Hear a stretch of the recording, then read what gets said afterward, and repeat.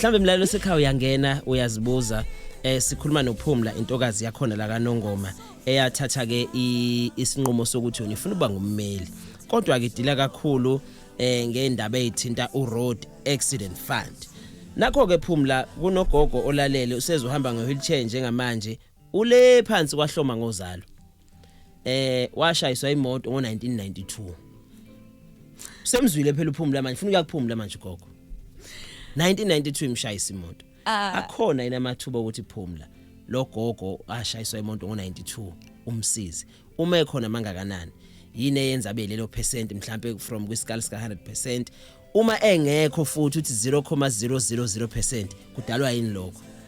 Uyibeke nje ubalo kwempahla yembuzi. Awekho amathuba ukuthi simsize ugogo ngoba makuza engozini zeimoto ubekelwe u3 years ukuthi ufake iclaim yakho kaRAF. Okay. Makuukuthi imoto inumber plate uyayazi noma umnikazi wemoto uyamazi. Okay. 3 years mawukuthi awumazi awazi lutho ngokwemoto lokho kuthiwa hit and run. Yeah. U2 years. Nakho ke sethi ugogo ngiyayifanisa ukuthi le moto ngathi konke yamfana okaSikhonde. Angeke sisawazi umsiza ngoba u3 years usudlulile. Shuthi ugogo bengenamlenze nje akala shuthi ke sorry. Ugogo shuthi story akaphephise bandla. Kodwa mawuyingane futhi ize iqala ukubala masuna 18.